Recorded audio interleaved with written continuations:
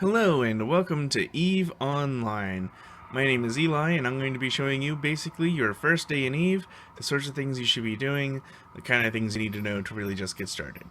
So the first thing you're going to want to do is choose your race, and you basically have four options. You've got Caldari, Minmatar, Almar, and Galente, and it really doesn't matter which one you pick. They're all relatively the same. They can all fly each other's ships pretty much within minutes of starting the game. So it's really a superficial choice that's gonna basically affect your starter ship. Now, as a Sino pilot, you don't want to be the Amar, but you're not going to be a Sino pilot. That's something you do with alts, so it's not going to affect your first main character. Um, so Sino alts avoid the Amar, but if you're creating a Sino alt, you probably already did some research into this. Alright, nonetheless, Caldari, the difference between the four races. So Caldari is the most popular for new pilots, although like I said, it doesn't matter, you could fly any ship. But most players tend to start Caldari. They're missile based and hybrid turret based. They use shields as their primary defense. Mimnatar tend to lean towards shields between shields and armor, but it's because they're evasion tanked, and shields play nicer with evasion tanked ships. They tend to actually be balanced between shields and armor. Amar are the serious armor race that uses missiles, lasers, and turrets. Not turrets, drones. Although they tend to lean towards lasers on most of their ships. The Minotaur, for the record, use missiles and projectile turrets if I hadn't said. So missiles, hybrid, missiles, projectile, missiles, drones, and lasers with a focus on lasers. And last but not least, Galente is your other armor race. They also have some hull tanking, although not terribly common. It is sort of a thing with them sometimes, so it's just worth mentioning. They use drones and hybrid turrets. Sorry. So, what does all that sort of mean? Well, missiles are kind of the easiest weapon to manage as a new player, where projectile turrets are somewhat the hardest. Drones sort of take more skill than anything else, and lasers are fine, but it's easy to get yourself into a corner where particularly when you're a new pilot and you don't really know the mechanics, lasers are really easy to get into a situation where you can't shoot your target and you find yourself basically unable to attack or run out of capacitor, etc., etc., etc. So, as far as learning curve goes, Mimitar and Caldari are probably a little bit easier. Drones are simple enough. They just take some more skill points. And lasers are a very reliable weapon, but they're sort of they get a little bit tricky when you're building your ship. So, for this character, we're gonna pick Caldari, just because I don't have a major Caldari character. Is a union of powerful mega-corporations, governed by a strict meritocracy. The state is a fiercely competitive and ruthless society, whose hyper-capitalistic ways have brought its people both misery and triumph.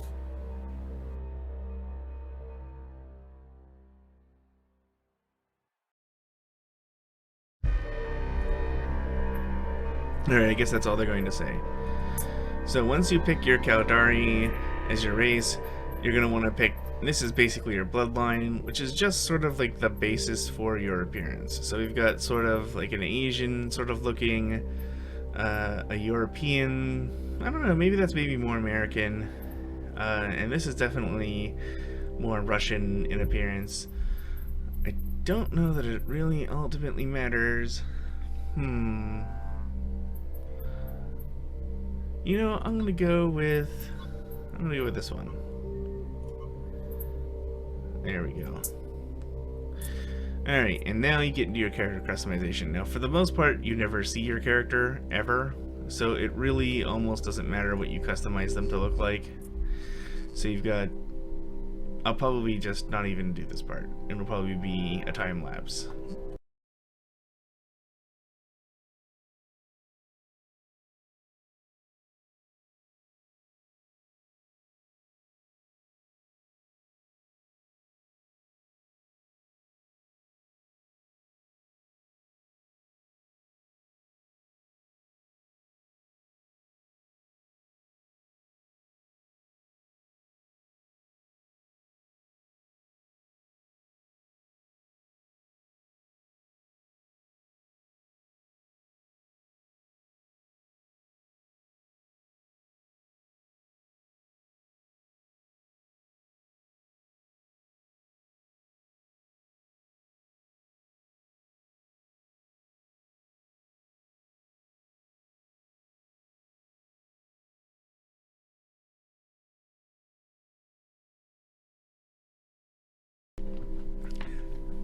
Alright, so all that being said, this part here you get where you get to picking your portrait. This does affect your in-game. This will show your characters to other players, so they'll see this in the chat. So you can click this and that sort of, so I don't like how she's centered there. So I'm gonna go and you can just click each one. Now any poses you make in this aren't gonna permanently affect, they're just kind of like expressions. So if you wanted to give her like a smirk or something, it's not gonna matter. So alright, move it back a little bit. Now I like that one. Okay. So that's what we're gonna go with. So name. I hadn't really thought of this yet. So you do get to choose some more things. Your ancestry here, whether you're a merchant, a scientist, or a test tube child. They have a brief description. I think they do affect what skills you start with just a tiny bit. But again, even these are relatively meaningless choices. I think actually more than anything else, all they affect is which station you start in.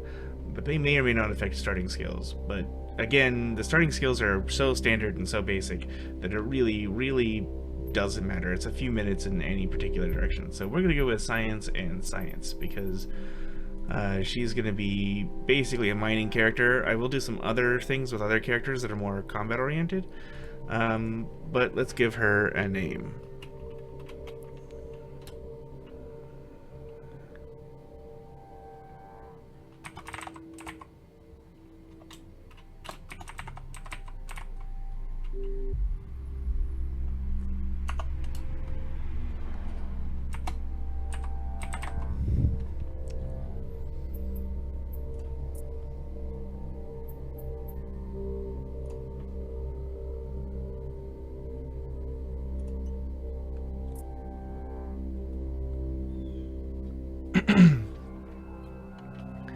Alright, so once you finalize your character, you'll be faced with this. Oh, so we don't start in a station anymore. I haven't actually done this since the latest rendition. Just adjusting my volume just a tiny bit here, because it's actually a little loud in my headset. Okay.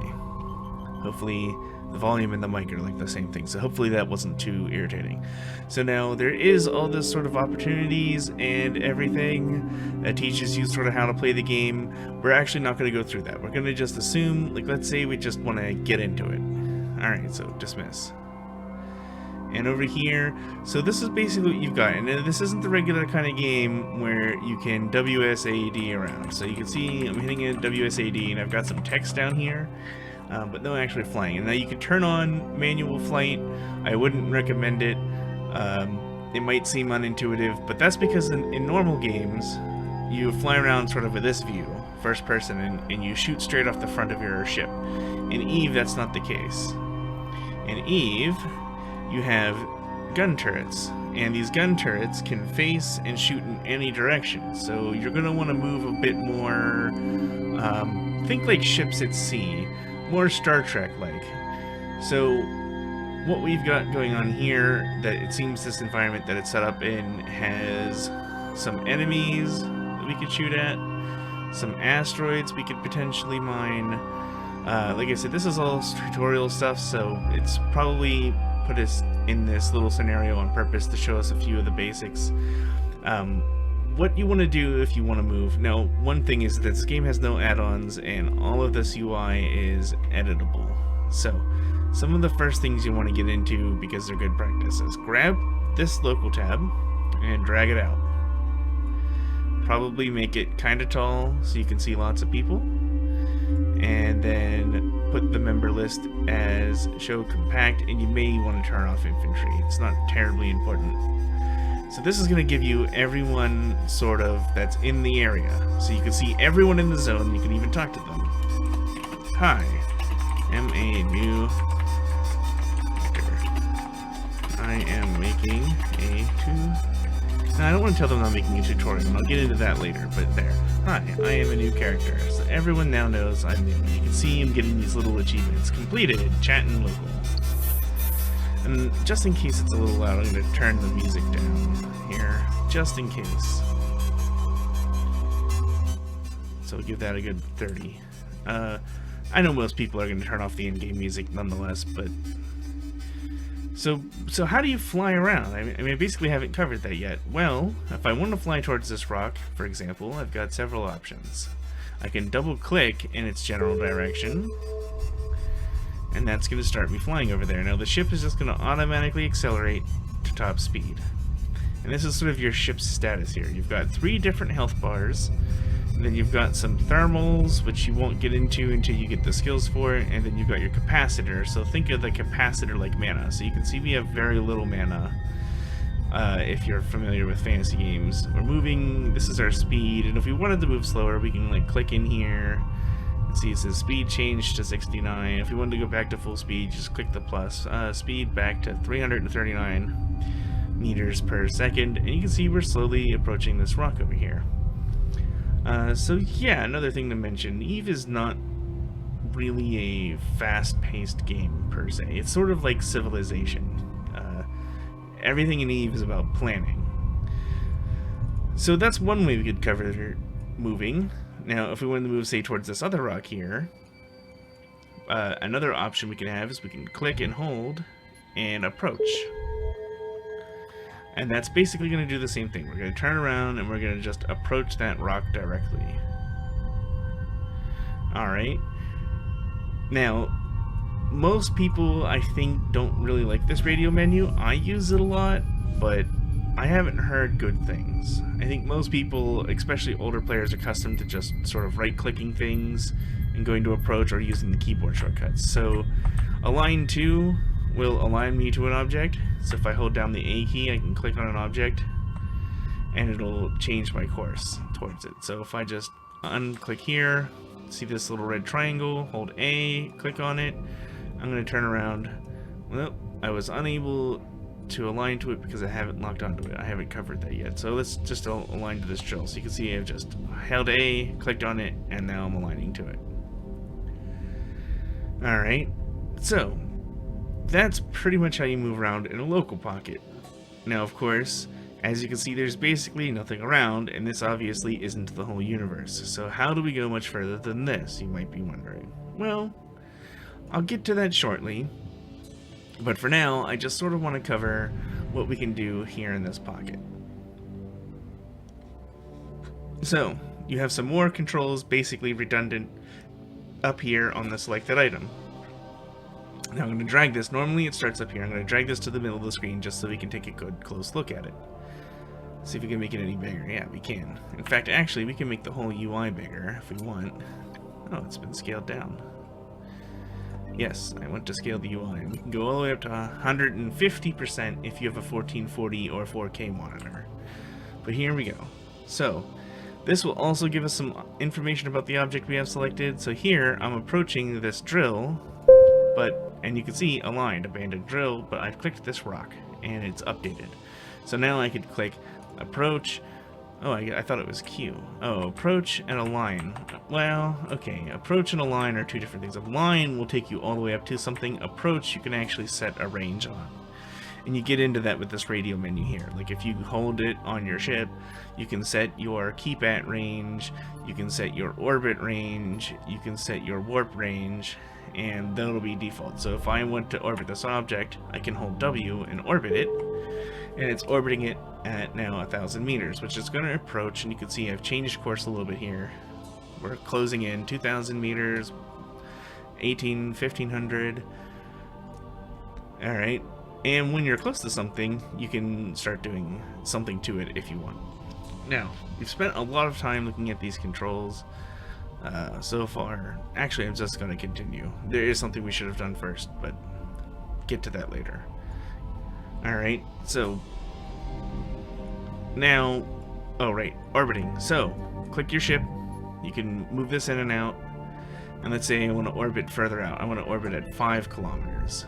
So, I change my default to 5, and then I hold W and click it, and now it'll start orbiting out. So that won't be an immediate change, it's a setting change. Now, if I wanted to just set a custom one-time distance that's different, I could right-click it, orbit, and set a different distance. And here is also a set default. So right-clicking in space, very useful. Right-click anywhere, and you can see there's all kinds of information. So these are sort of like other major bodies in the solar system, and then if you right-click a specific object, you'll get approach, orbit, keep at range, look at, track, lock target. Alright, so locking target is an important feature. So holding down the control key will allow you to lock targets. Depending on your skill, you may be able to lock more than one target. And obviously there's a locking range. That's what this message is telling me, that this other rock is out of range. But I can try, and it's going to fail every time. Now this little guy though, he's in range. Now locking him might start combat. But let's just give it a try anyway. Alright, so yes, the little red triangles are other ships. And now we've targeted another ship. So we've got our rock here and our other ship here.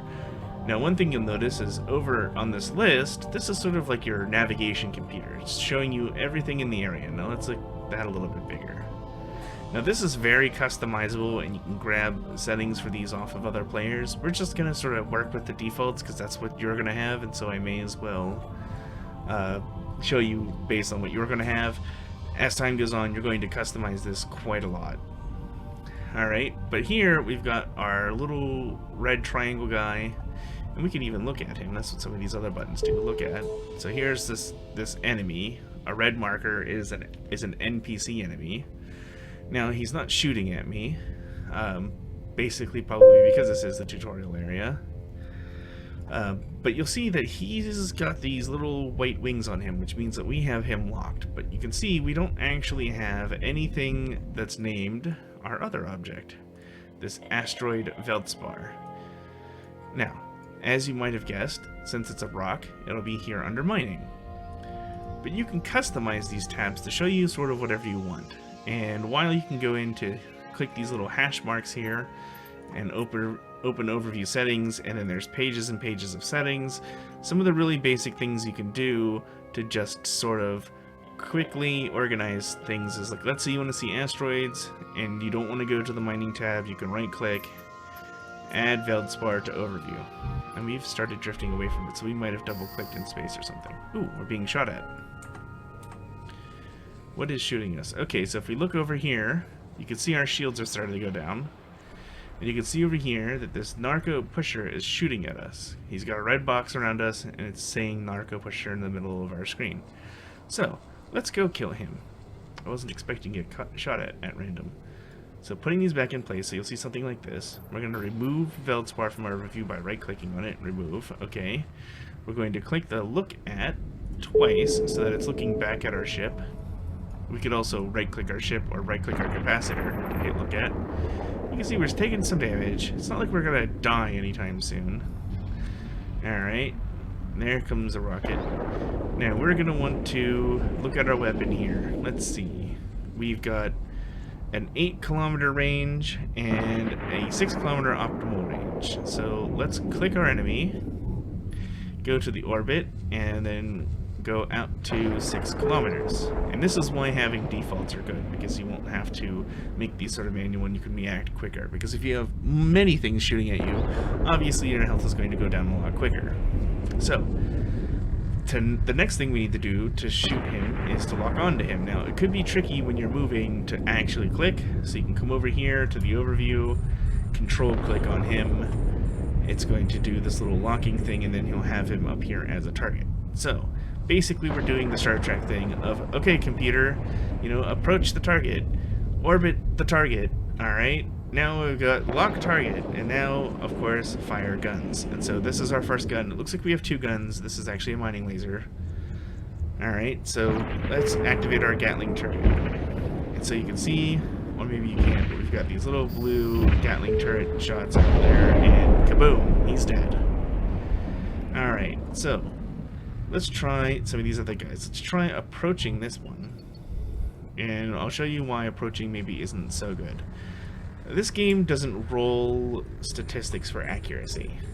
It kind of just, it works on physics actually. As you have transversal velocity, your guns have an ability to track targets moving at a certain speed. So if I just approach this guy, eventually I'm going to collide with and bounce off of him. And then my transversal velocity to him will be 0. So we will basically be trying to hit each other for true damage, although you'll notice the math breaks down, and sometimes you're totally evasive when you're immediately on top of someone. It basically just, you don't want to do it. because if they have a higher locking speed than you, they're gonna insta kill you. And the best is to keep orbiting and keep your transversal as high as possible in a way that you can manage and control it. Alright, so as we're moving in the range here, we've already got him locked by control clicking on him. Now we're just going to activate our guns. And the guns will automatically reactivate every time. Now normally they will require ammo, but in our case we have infinite ammo because it's a rookie ship. We don't really do real damage. This ship isn't going to be very good against actual missions, but for tutorials and some maybe light belt rats, they tend to call NPCs in this game rats, they'll do just fine. Alright, so here we go, we're shooting at this guy. You can see our turrets actually aim and shoot, so they're pretty cool. And it's actually a real shame in my opinion, because this game looks so great really up close. You can see my shields going off there, but most of the time you're going to be, you know, strategic viewing it from like up here. And you can see I can't even see my ship from this range. Now there are bigger ships.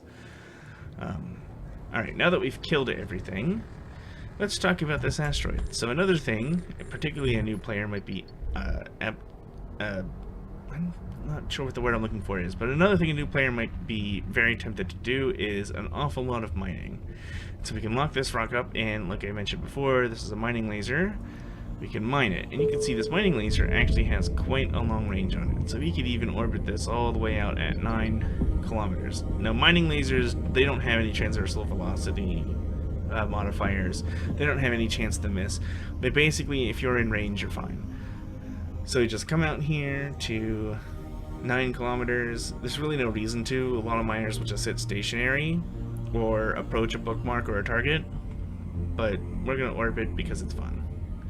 So you can see, even though we're moving quite a ways away from it, we're still able to laser it because we're in range.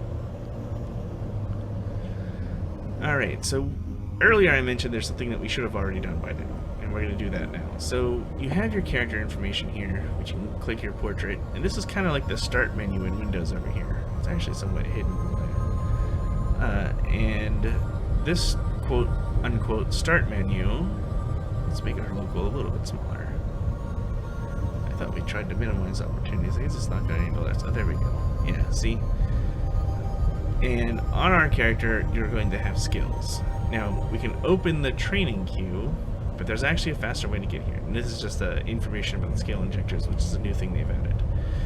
So skills are how you do things in the game. Alright?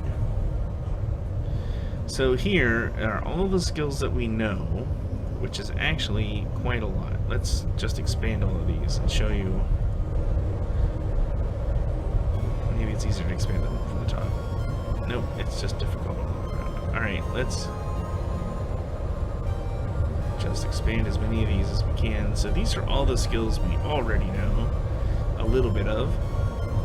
And then I actually have an image open here, which is a little bit out of date. This is sort of all the skills in the whole game and how they connect together. So there's a lot of stuff you can learn, and this is basically what you might think of as the experience system. But unlike most games, when you shoot at things, you don't gain experience. You gain experience by basically telling your pilot to study something, and they will learn at a fixed rate based on their stats.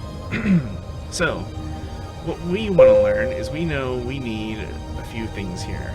Since this is a mining character, you know, I'm going to want to get frigates 5, so I can drop this in this training queue, and in one day I'll be able to use frigates 4, and another day I'll be able to use frigates 5. Now, knowing what to put in here, I'll get to that in just a minute. Let me just queue some things up so that we're not wasting our time here. Okay. You know what, that's going to be good for now. So let's say I want to learn, because this is actually a good point, how do I know what I want to put into here? Well, you can sort of pick what ship you want to fly. It's going to be hard to know what ship you want to fly, and you can certainly fly more than one.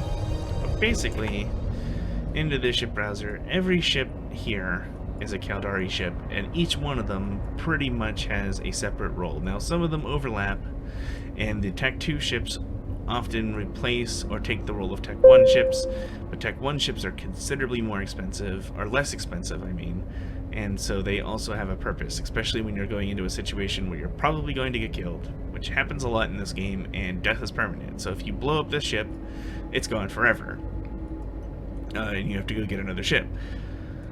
So cheaper ships can be a very good thing to have, particularly as a new player. So, I had mentioned this character is mining character. Now these are all the different races and factions which have ships in the game. You can see these first four kind of have the same sort of huge trees. Alright, and then we got some other ones that only have like 3. The Sanchas have, I think, 4.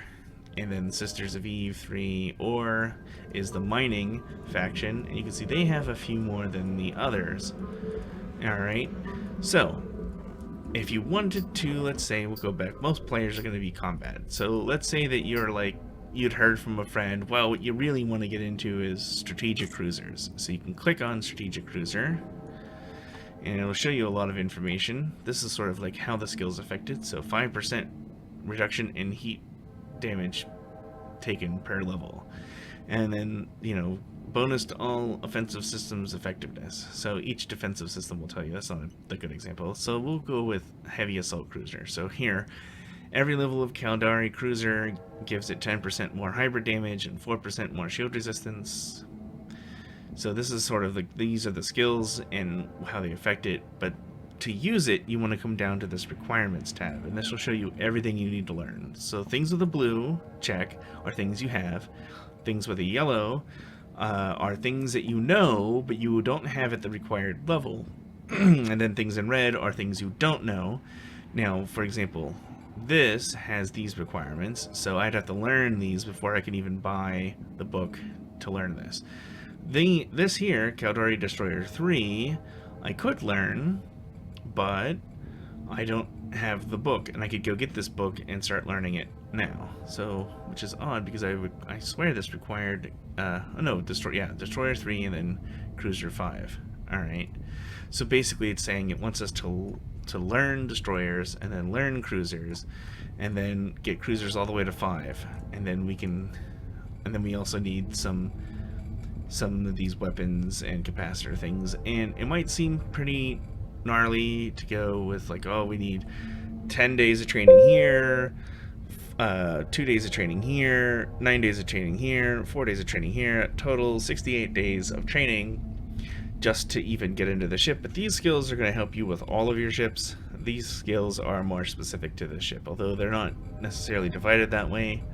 You can come over to Mastery, and this page will show you even longer. So this is sort of like the function of that ship, not the requirements. So you can see in 25 minutes we can use this ship at level 1. At level 5, in 597 days, we will no longer be able to improve this ship because we will know everything that affects it in the entire game. Alright, so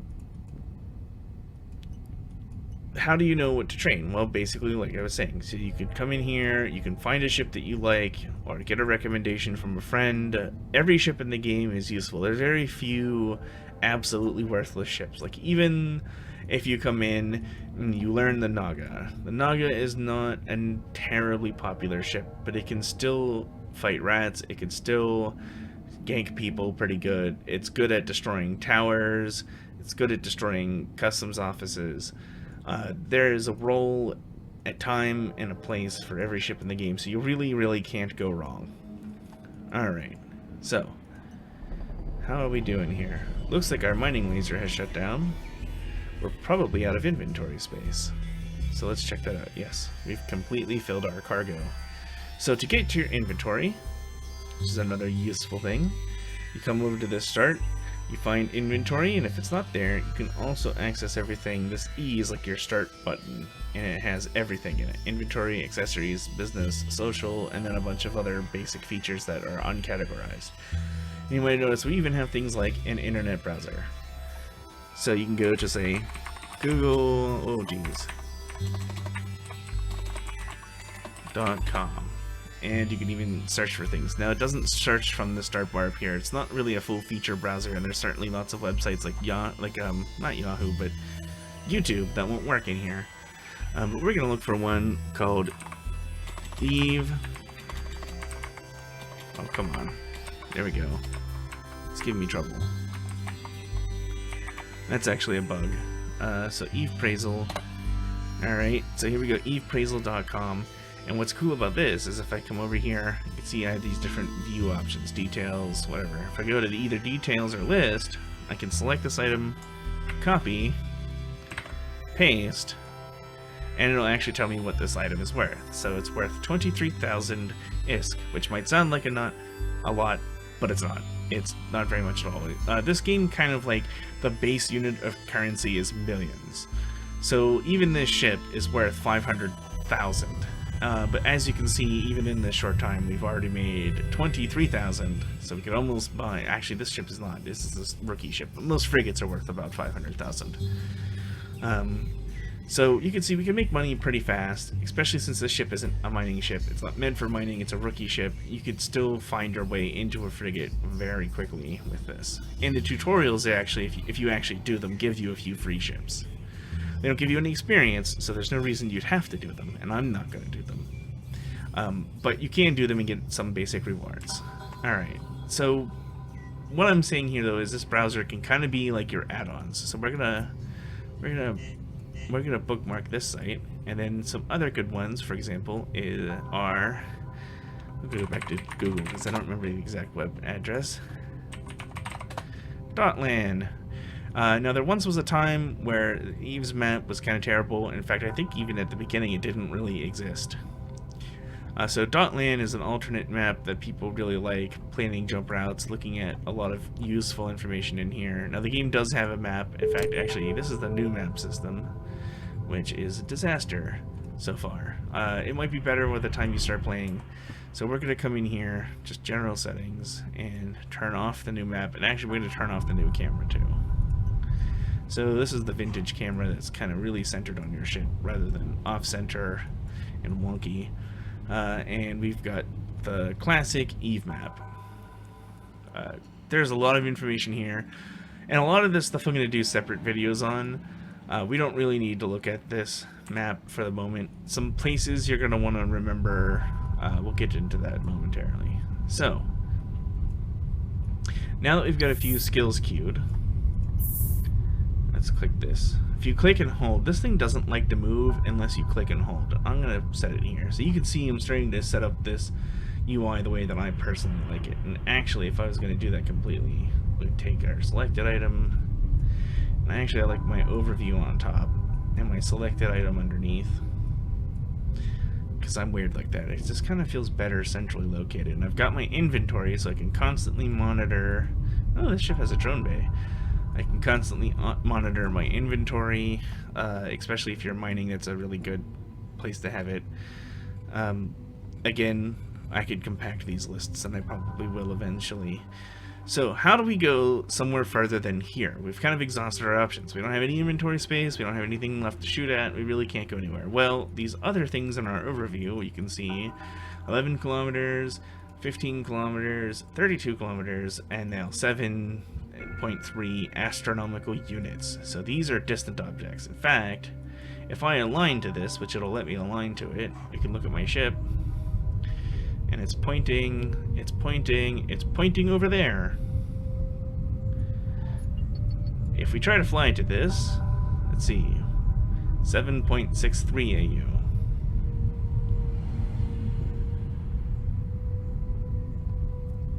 Yeah, it's not even going to tick down.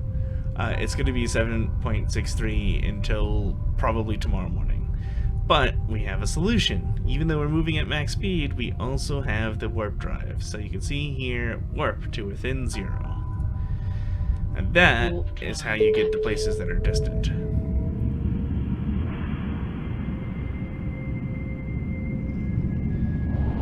And away we go.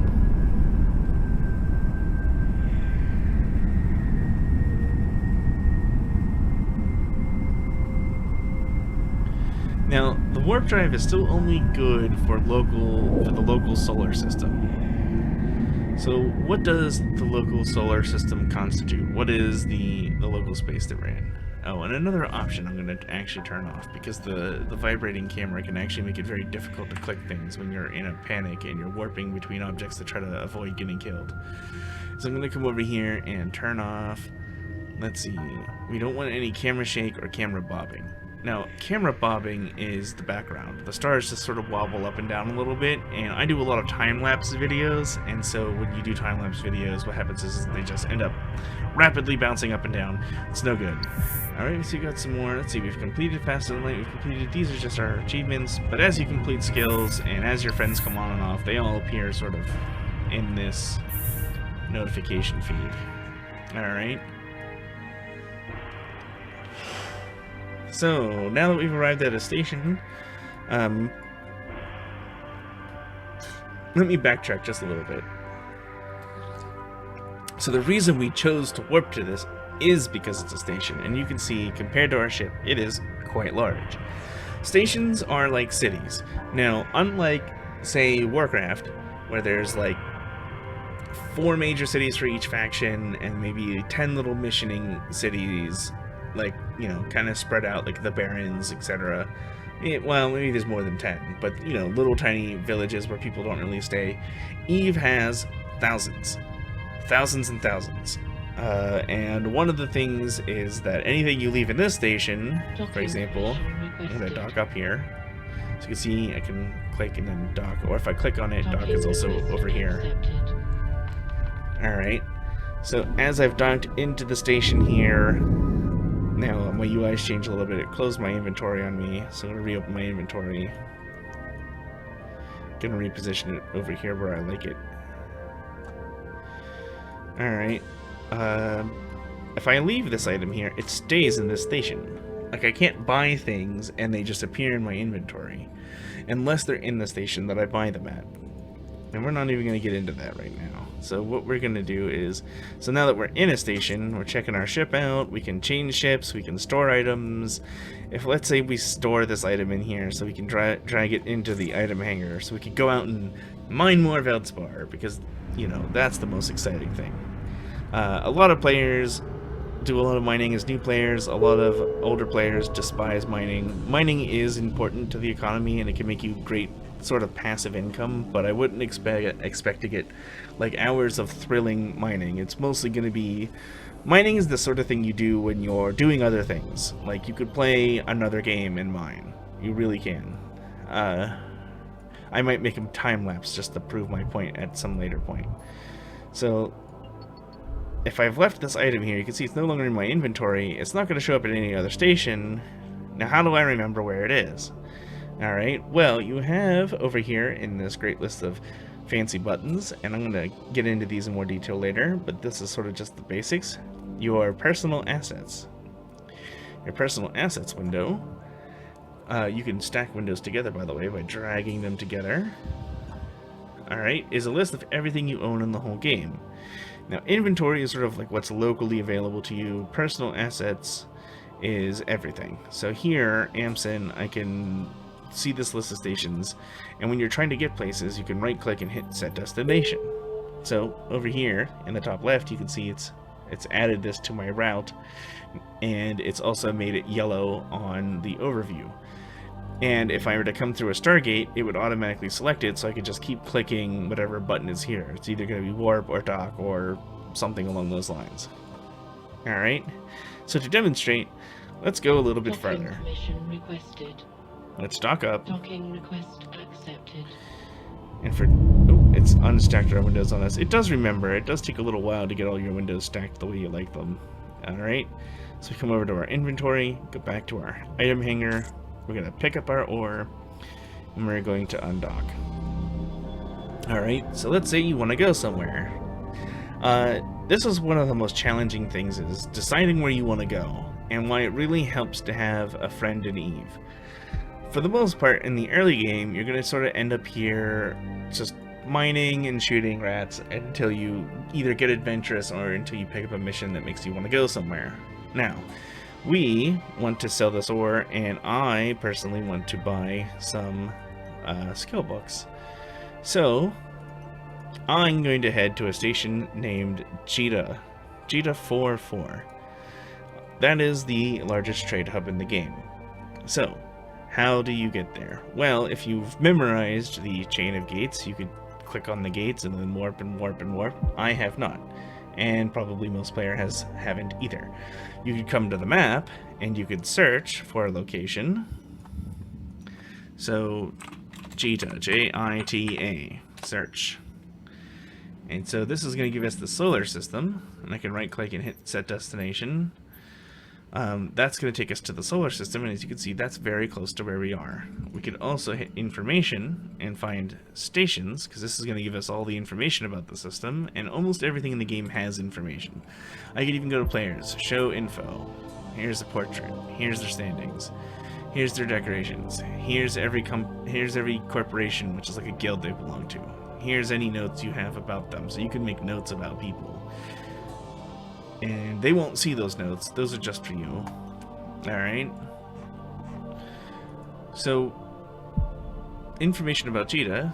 Oh, and you can get to a lot of this information pretty much anywhere you want. So over here, I can come over to this little plus sign, right click, show info. Alright, remember I said I'm going to Jita 44, so that's Planet 4. Oh, stations, there we go. So, Planet 4, Moon 4. You can see there's actually two of these here, and I believe it is the assembly plant. But if it's not, we'll fix that. So now that I've set the destination to the station, you can see I am specifically going, now it's changed from a plus to a little box. Alright? Now that being said, I could also search for it another way. I can also bring up people and places. Alright, I'm going to stack this window. And we've actually now increased the minimum size. So we're just going to inch all these over to sort of match and satisfy my OCD. Alright, so we can also search in here for Jita. Search. Alright, and now it's got agents in Jita, characters named Jita, you can see there's a lot of them, corporations named Jita, alliances named Jita, solar systems named Jita, and stations with Jita in its name. And what's interesting is you can see these two stations here, the Church of Holy Jita and New Jita International Trade, are not in the solar system Jita, and they got this Jita name because a player named them that. You can actually own and take control of your own stations. So if I try to set destination here, you can see I've got a whole lot more little solar systems to jump through. Each little box represents an entire solar system. So everywhere I could go in here, all these planets, all these moons, although that one didn't have a lot of moons. You'll see some planets have like 20 moons. All these moons, all these stargates, all these asteroid belts. It's just in this solar system, and these are all separate solar systems. The colors and things I'll get into later. Basically, as a new player, you want to avoid anything orange or red. It'll warn you before you try to jump into orange or red. Yellow is fine, though. Alright. So let's see how far this one is. That one's not as far. But we went 4-4. So, there we go. So it is... No, it's not the assembly plant. It is the Kadari business. No, that's right. There's two. I'm pretty sure it's the assembly plant. We're going to go to the assembly plant. Most systems do not have that many stations, just so you know. So you can see here, it's made this item yellow. So this little pie-shaped item is a Stargate. Now we can approach or align to, which isn't really going to do us any good. There's tactical reasons you wouldn't want to align to like a Stargate. But as far as travel goes, aligning to it's not really much of a help. We can warp to it, or we can just jump when we get there. So let's try that. Warp drive active. Alright. And now we are headed back, or not back, but out to Jita. Now the ship's not going to automatically go there unless I turn on the autopilot, which is this A down here. Autopilot engaged. But the autopilot isn't as fast as manually flying somewhere. It's great if you want to go get a sandwich and you're not in a valuable ship.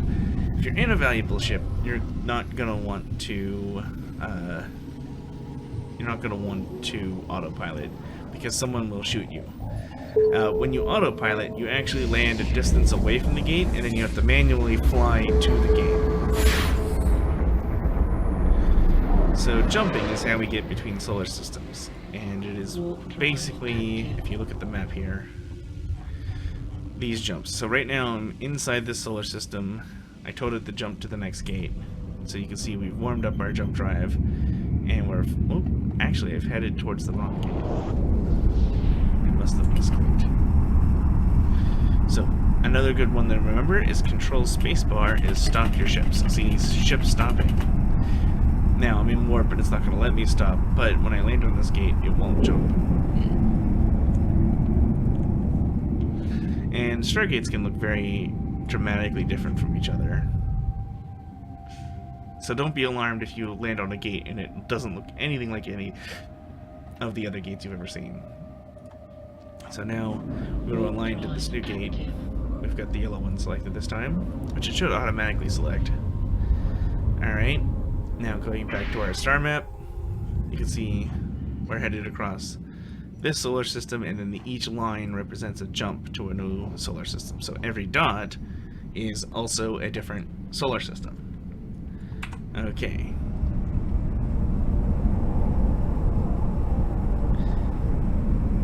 Now, if you autopilot, you end up 12 kilometers away from the gate, and then you have to slowly fly to it. And even though we're in high security space, there's different kinds of space: high, low, null, and wormhole space.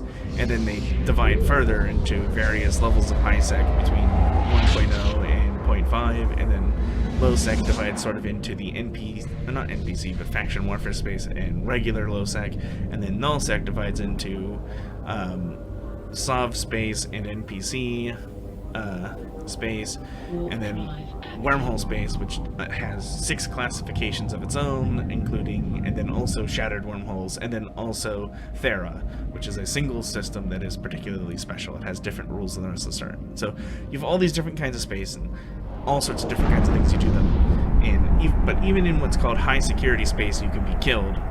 I'll make a separate video entirely about that. So we've pretty much covered the basics. We can pick a station and go there. We can warp between objects. We can orbit. We can approach. We can lock targets. We can activate gun turrets. As you can see, my shields have healed. Shields will automatically heal. Each of these is a topic worthy unto itself. But we've really, at this point, covered the basics with the exception of selling things. And so once I get to Jita, I'm going to sell some stuff, and that'll be basically the end of this video. So as you can see, we've made several jumps here. We're in Jita along with 2,090 other players. Oh, speaking of which, someone just got killed. And they got killed by war targets. Complicated, but just someone got killed. And actually, there's people still shooting at each other, I think. Yeah, see, warp scramble attempt, they've captured this pod. So if we look at it, so this player is now stuck. And now they're dead. They just exploded. We didn't get a good look at that, but... So you can see, you could definitely get killed in high sec. And the police aren't even coming in to interfere with these guys because they were attacking what's called a war target. So somebody that they have legal rights to conduct PvP with. Which is another tip I'll give you. If anyone challenges you to a duel, it's not like Warcraft. You're not going to get to 1 health and then take a knee. You're going to explode. So don't accept duels until you're really ready to. And even then, if someone's dueling you in high sec and you don't know who they are, they're probably trying to scam you into blowing your ship up. They've either got friends nearby that are going to repair them or something like that. Alright, so now we're headed to Jita 4-4.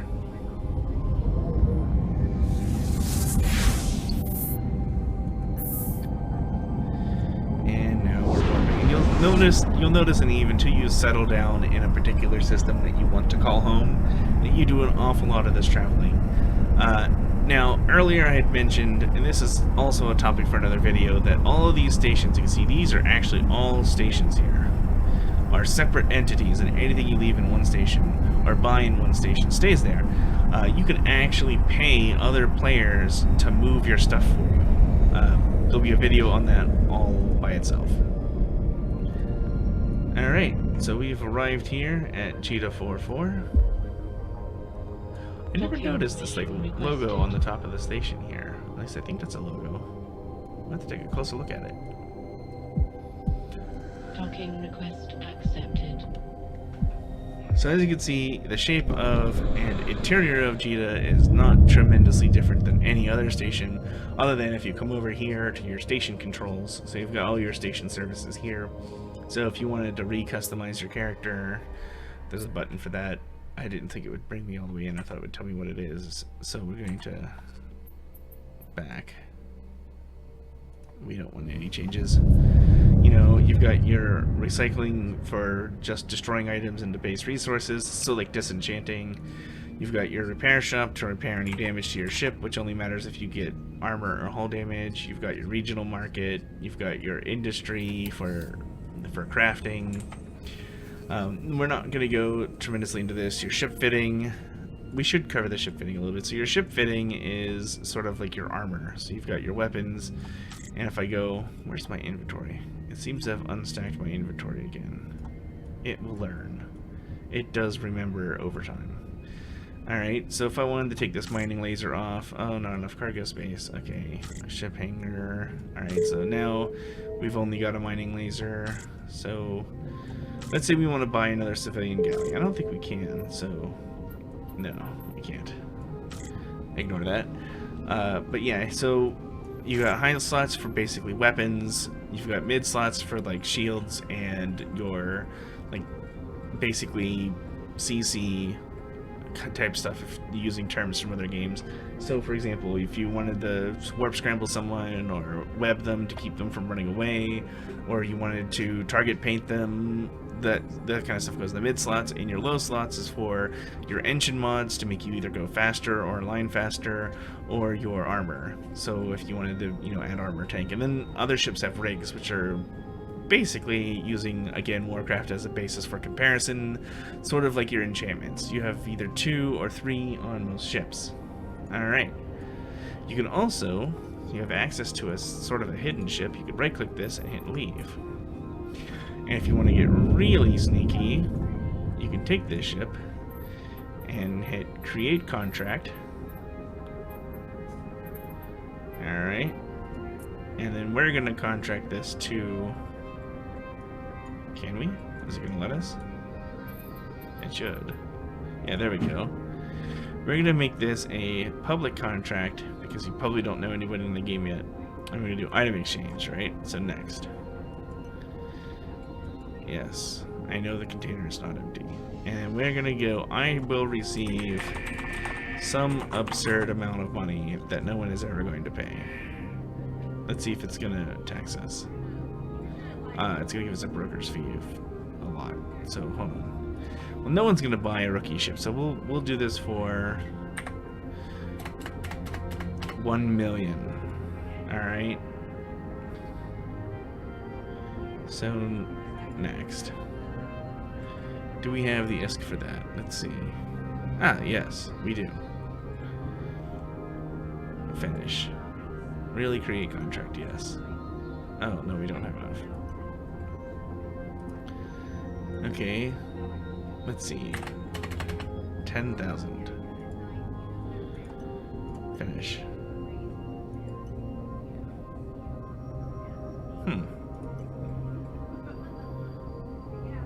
Oh, I see. These are minimum deposits, so it's not going to let us do that. Okay, so previous.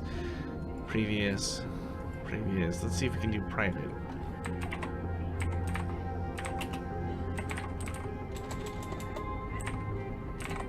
So this is a character of mine. So contract. Next. Yeah, see, broker's fee 10,000. Okay, I really shouldn't have gone as far into this as I have. If you don't have any ship, so we're in a capsule now because I right clicked on my ship and hit leave ship, and then you dock in a station. So this also applies if someone just killed you. Permission requested. Docking request accepted. It will give you a free ship. So we see we have an insurance notice. All right. The friendly Insurance company Pend regret your temporary lack of spaceship. According to the agreement between Pend Insurance and SSC, we hereby grant you a brand new EvE, fully fitted, including a gratuity gift of tritanium. So let's close this. Oh, we've gotten Slack pings. Pings are another thing we'll talk about another day. So now we've got this ISBIS, but we also have this contract. So if we delete this contract, delete, yes, now we've got two ISBISes.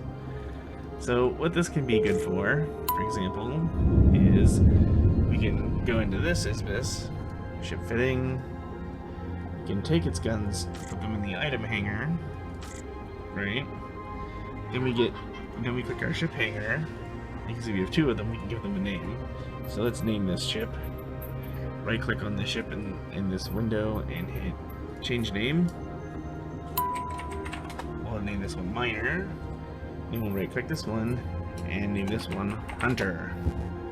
Alright, so we're going to put the mining laser on here, and then we're going to switch to Hunter, and then we're going to put this mining laser in storage, and then put the Gatling laser or Gatling gun in here.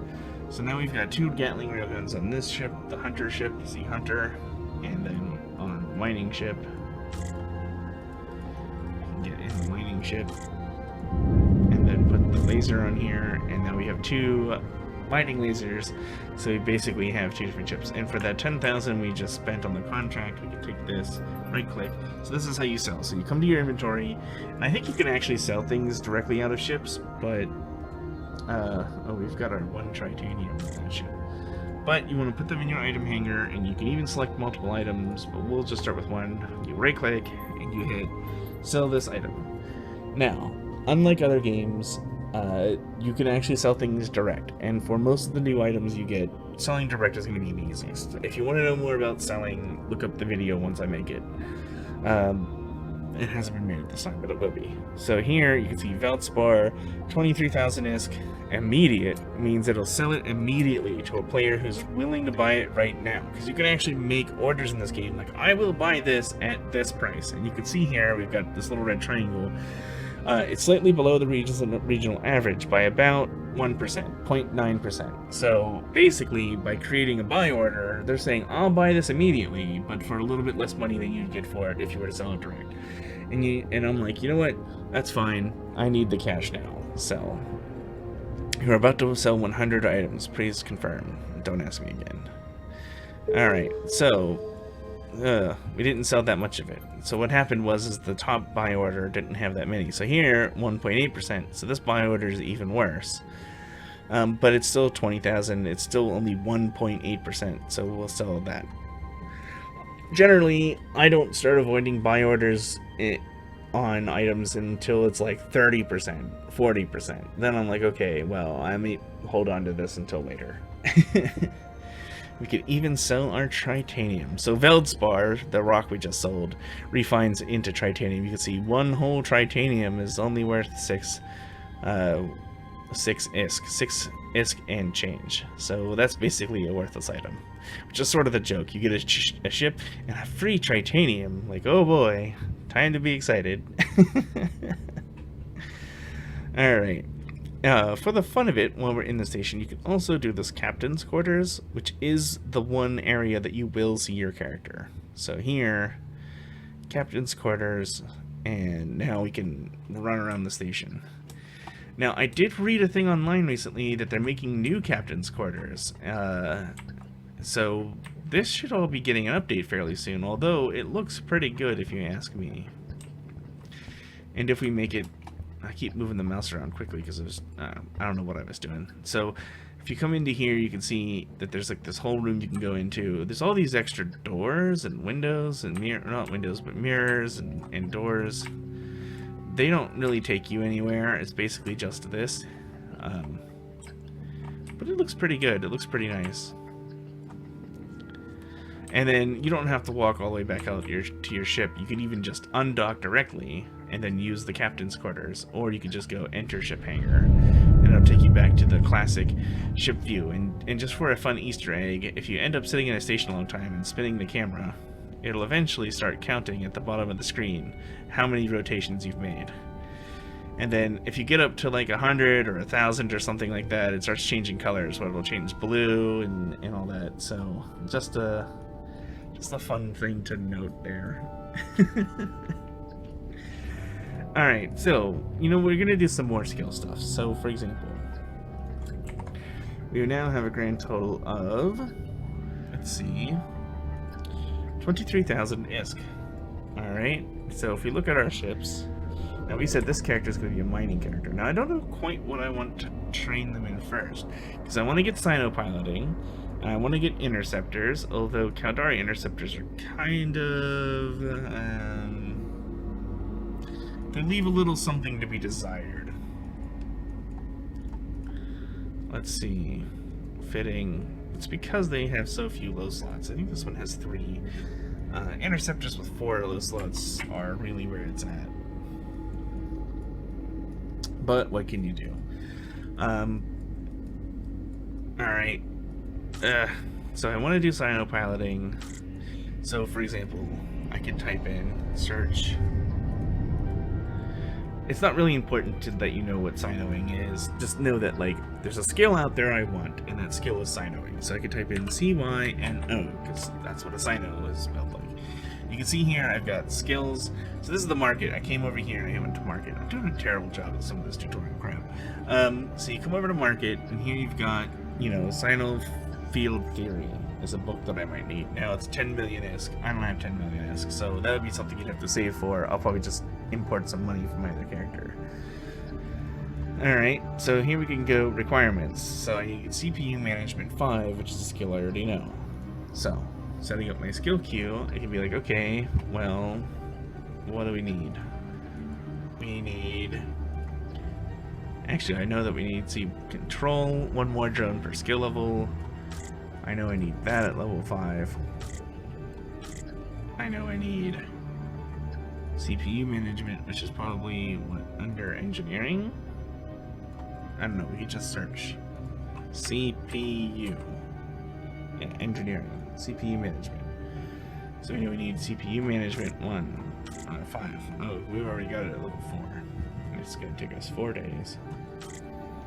So we'll move this up. Because once we have drones 3, we'll be safe in a mining ship. I mean, drones 5 is nice, but it's not. It's an absolute requirement if you're going to fly any drone ship, and that's why I was talking about, like, drone skills require more skills. Like, you have to have drones 5 is, like, your most important skill in the entire game if you're going to be a drone pilot. So Galente, if you roll a Galente character, like, drones 5 should be the first skill you put in, pretty much. And then just don't play the game for a week. That's how important it is. In fact, actually, if I were to make a recommendation to CCP, it would be that you should just be able to use a full rack of drones. I don't have to train gunnery to use more than 1 gun. Why do I have to train drones to use the appropriate number of drones that my ship is designed to use? Alright, so apply. So we know we need CPU 5, we need drones 5, we need Caldari Frigate 5 at some point. So we've almost up to a month of training just here. But the thing is that these big 5 skills, you really don't need those until later when you really know what you're want to do. So as we fill in this list, so let's take a look. Alright, what else do we need? I might have to send myself some money. In fact, I'm going to do that right now. I'm going to open up my other character. The one with all the money. In fact, I'm going to open all my other characters, but they're going to open up on other screens. Alright. And they're all loading now. But we want to do mining, so we're going to come to ore ships. We're going to take a look at this mining. So we're going to take a look at a mining barge, because that's what we ultimately want to get into.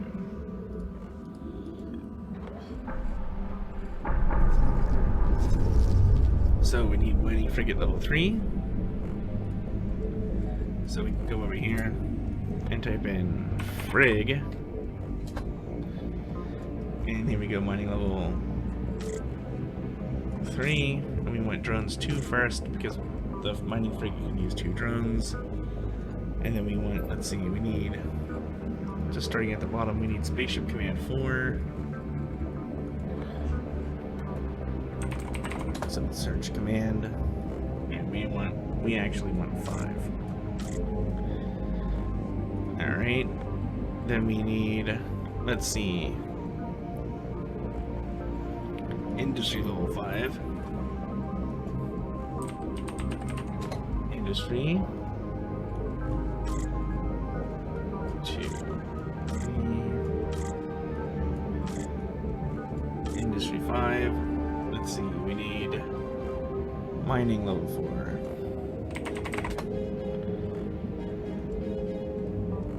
So mining level 4, apply.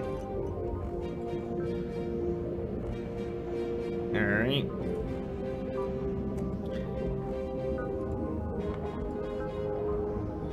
It looks like all my clients have music, that's why there's so much music. Okay, so load him.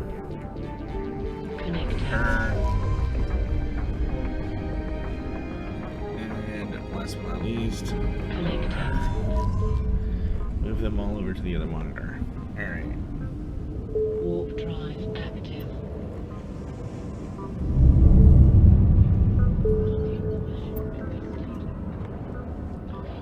So for now, I'm going to take my other character and just give me... Let's see, search for... What did I name myself? Leandry Epsi. Okay. That's a... I should have thought of that before I did that. Leandry. Let's see how many... Nope, there's only one Leandry in the whole game, so...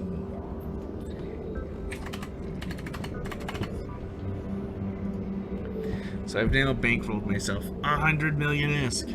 I've won at EvE. It's actually not that much money. Alright, so now I can start buying all the skills I need. So, if I come over here, I know I need astrogeology, so I can do a few market details, and then sort by price. And sometimes it says it's sorted by price, but it's not, see? So we're going to come down here to see jumps, distance, station. Buy this. Buy. Okay. And we know we need exhumers, view market details. This one's more expensive, 28 million. We're going to buy this. Alright, buy. And we know we need mining barge level 5, so view market details, mining barge is a little bit cheaper. Alright, buy this and buy. Alright, so now we bought some books. Again, as a new player, you're not going to have this much money. You're going to have to go out and make money. We'll cover that yet in another episode. But just sort of getting the market down is the important part. So once you have money, you know, I could really just make another market video altogether, and I probably will. But this is just sort of like, again, basics. Going in and buying all this kind of stuff is what you need. Buying stuff in general is something you need to know how to do. Alright, so let's close that. So in my item hanger here, I've got my 3 books. Alright, so some of the other things we want this character to do, now that we have all those books, is we want to be able to, back to Caldari ships, we want to be able to fly either one of these ships, which have the same requirements, actually. So, Industry 5, we're already training. Caldari Industrial, let's see. Caldari Industrial we don't have, but we need that level 5.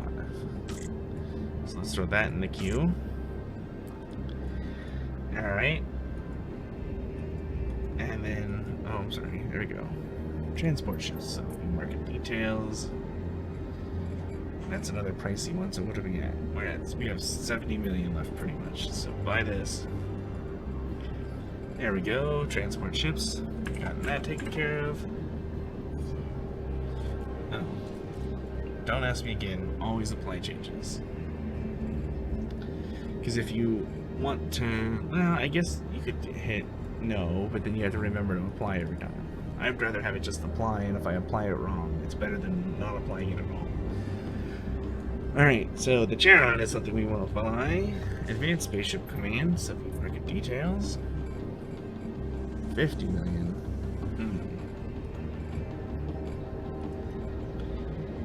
Can't even use it yet. Alright, well, I'll just give myself some money. Now, this is a capital ship, so these books are going to be more expensive, and they're going to take a long time. See, 42 days before I can even think about flying this ship. So, we already have that, so we need Advanced Spaceship Command. Alright, 50 million. What else do we want to fly? We're not worried about flying the Jump Freighter. And I think that's it. We've pretty much covered all of the ships. Oh, interceptors. So, buy this. Yes. And then we also need to queue some of these skills. So, count our evasive maneuvering. That's what we need. EVASI. Evasive. Alright. And we need evasive maneuvering 5. Okay. So what is the first thing we want to do? Because that's going to be the next thing. So we've kind of just stuck all these skills in here, but we haven't really organized them in a way that makes sense. And we're up to 70 days of training, and we're not even, like, fundamentally sorted out. So I don't know what I want her to do first. Probably mining, because that's something I could just have her do on the side while she trains other things. So, looking at a mining barge, because the mining barge is really... I mean, the Venture can mine, but the Venture is more of a gas mining ship.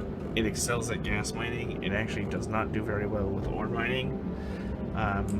We're going to want to bypass that and go straight for mining barge, even though it takes us through there. So, these are the skills that we actually need. So, if we come to our skill queue... Alright. And we can start looking at all these skills we want to learn. So let's look at these 5, these big ones. This requires intelligence and perception. This requires perception and willpower. This requires intelligence and memory. So we're kind of all over the place here. Perception and memory. Perception and willpower. Willpower and perception. Memory and intelligence. And what is our current? So you do have sort of these attributes, and you can see they're all pretty much the same.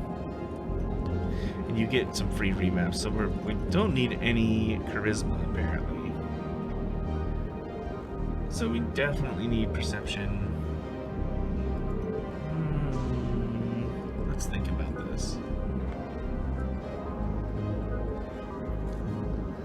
Let's also arrange this a little bit better. Okay, so as you can see, you can very quickly get a lot of windows open.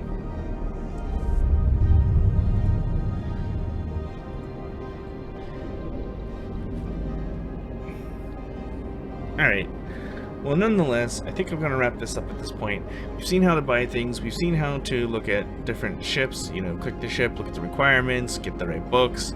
Once you have the books, you can inject them if you have the skill to, and all that. And then you put them in your training queue, and then this basically goes from the top down. So you put these in the order that you want, and that'll pretty much get you completely sorted out over time. And then you apply. But for now, basically, kind of getting into the weeds a little bit here with queuing these skills up. This is the basics of what you need to play EVE. You want to queue your skills up as quickly as possible, and then start either mining or killing rats until you get enough ship experience to feel comfortable trying your hand against players. One of the best things to do, instead of just going out as a solo PvPer, my advice would be to find a group of people to join that accepts new players. I have a character in Boss University. Now, I'm not a new player, but we teach people and we get people involved in Boss University for the Boss Alliance. So that's one particular option, especially if you're interested in nullsec. Now, if you're interested in lowsec or pirating or wormhole space, there are certainly tons of corporations that are involved in all of those things as well.